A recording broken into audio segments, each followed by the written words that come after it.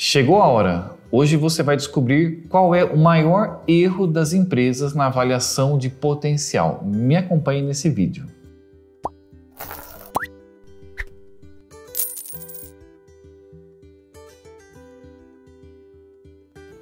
Olá pessoal, eu sou o Ivan Giacomassi, Head de Operações da Perfix Consultoria, e vamos bater um papo hoje sobre o grande erro que eu observo nas chamadas avaliações de potencial dentro das empresas. Se você chegou aqui agora e talvez esteja até se perguntando o que é essa tal de avaliação de potencial, deixa eu fazer uma rápida contextualização.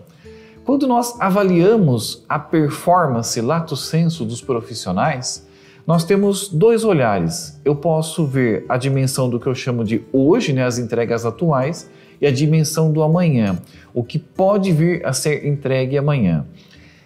Isso faz muito sentido quando nós pensamos num processo de carreira, principalmente. Por quê?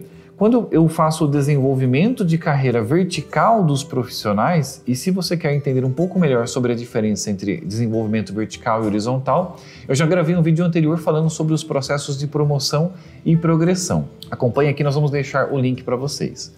Mas a grande questão é, se eu estou fazendo o processo de promoção, ou seja, vou lançar o profissional em uma nova posição de maior complexidade, maior responsabilidade, eu preciso ter certeza que ele está preparado para assumir essa posição.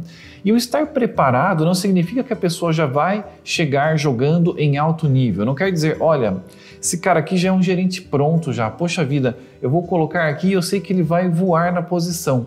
Se ele já estiver tão pronto assim, talvez você tenha até demorado para ter feito esse reconhecimento e essa demora poderia inclusive ter gerado a evasão do profissional. Se ele estava tão preparado assim e você nunca percebeu, ele poderia ter encontrado outra oportunidade em outro lugar e você poderia ter perdido um talento.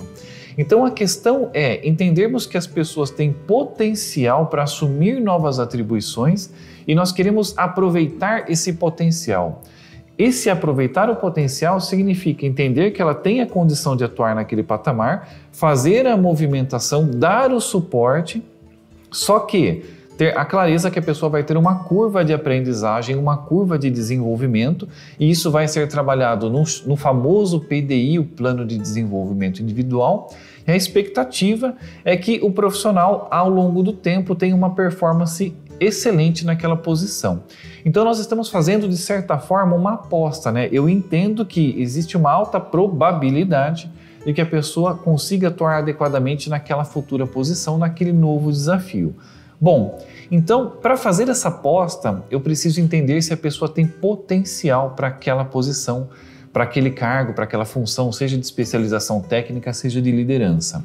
E aí, como é que eu identifico o potencial? E aqui nós chegamos ao ponto-chave do vídeo, o grande erro que as empresas cometem.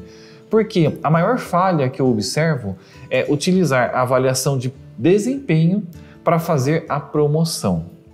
E isso tem uma chance enorme de dar errado. E se der errado, você vai ter no mínimo dois problemas. Primeiro, você perdeu um ótimo profissional naquela posição anterior. Segundo, você criou um péssimo líder, um péssimo especialista e talvez você precise desligá-lo porque a situação se torne irremediável e uma vez que você lançou a promoção, você não consegue mais fazer o downgrade. A legislação não permite isso, então movimentei para gerente, não adianta dizer, olha, eu vou trazer de volta para analista com o salário anterior. Infelizmente, esse movimento seria extremamente arriscado e até ilegal na maioria dos casos. Então, eu preciso ter confiança, ter certeza de que eu estou fazendo uma boa aposta. E qual é a mancada de nós utilizarmos uma avaliação de desempenho? A avaliação de desempenho é a dimensão do hoje e ela faz o quê? Ela olha as atribuições atuais, as competências atuais, a exigência atual daquele profissional e diz, olha, você está abaixo, está dentro ou está acima do que é esperado.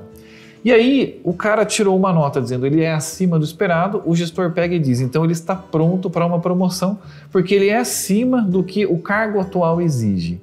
ledo engano, porque pode ser que ele seja sim acima do que aquele cargo exige, mas talvez ele esteja abaixo ou nem tenha o perfil para assumir o novo cargo, o cargo superior. Então seria um movimento desastroso fazer esse deslocamento se a pessoa não tem a condição para assumir aquela posição.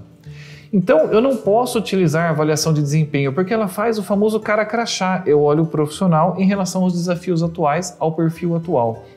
Eu preciso mudar o eixo de comparação. Eu preciso primeiro avaliar o profissional em relação à nova posição almejada. Então, dentro daquelas atribuições, dentro daqueles requisitos, conhecimentos, será que essa pessoa tem o perfil? E aí, mais importante, que é onde muita gente erra, quais são os fatores que eu vou utilizar para medir potencial?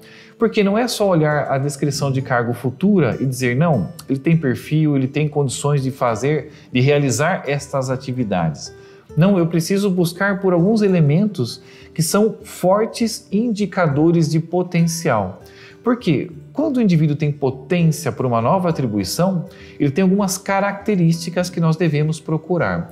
Eu vou citar algumas aqui com vocês. A primeira delas é o que nós chamamos de energia e disponibilidade. Pode parecer bobagem, mas isso faz toda a diferença. Para entender o que é essa energia e disponibilidade, imagine o seguinte cenário, você chega para o seu time e diz, pessoal, temos um novo projeto para desenvolver. Bora lá? Quando você olhar nos semblantes deles, vão ter pessoas que vão ficar indiferentes, vão ter pessoas que vão dizer, poxa vida, mais serviço, nossa, a gente já está tão sobrecarregado. E tem aquelas pessoas que falam, vamos embora, que legal, um novo desafio, projeto, eu gosto disso. Essa energia, essa vibração, eu não estou falando aqui de pensamento positivo, tá? Não é atitude positiva, é o cara que fala, não, beleza, que bom, chegou. Não, é a pessoa que tem energia de fato para assumir novas atribuições, para realizar novas atividades em alta performance. Essa energia é um insumo fundamental para assumir uma nova posição, porque o desafio será maior. Se você não tiver essa biodisponibilidade, dificilmente você vai ter uma performance adequada naquela nova posição. E isso nos leva, inclusive, para o segundo indicador de potencial que eu considero muito interessante, que é a formação continuada.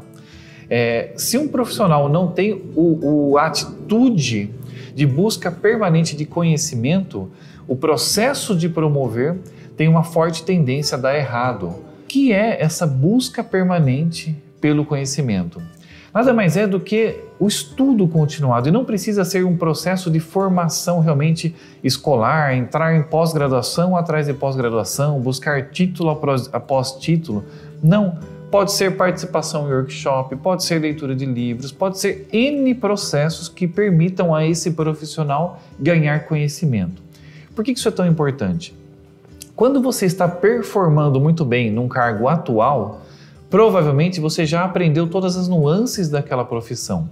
Você já domina os resultados, você já sabe como atingir aquilo que é exigido, já aprendeu os atalhos daquele cargo. Quando você for para uma nova posição, o que vai acontecer? Serão novos desafios e aquilo que você sabia fazer com facilidade provavelmente não vai mais acontecer. Você vai ter que encontrar os novos atalhos, encontrar as novas formas de fazer. Serão novos problemas diferentes para serem resolvidos. Então você precisa ter a competência de ganhar conhecimento de forma permanente. Então só de somarmos essas duas atividades, essas duas capacidades, energia e disponibilidade, busca permanente de conhecimento, você já começa a entender que a avaliação de potencial não vai olhar só para o cargo, ela vai buscar características naquele profissional que serão fundamentais para que ele consiga performar estando numa nova posição. E nós poderíamos aqui prosseguir com várias outras, por exemplo, fit cultural, faz todo sentido. Se a pessoa não se identifica com a organização, ela não tem engajamento. Se ela não tem engajamento, o comprometimento baixo vai prejudicar a conquista de novos resultados. E poderíamos aqui seguir com uma longa lista de fatores de potencial. Mas eu espero que esse vídeo tenha atingido o objetivo de agregar conhecimento, de gerar uma reflexão com você. Se fizer sentido, curta, compartilhe com outros profissionais que também podem aproveitar desse conhecimento e nos acompanhe nas redes sociais e nos vídeos. Nós sempre estamos trazendo conteúdo de qualidade para vocês. Esse é o nosso compromisso. Obrigado e até a próxima.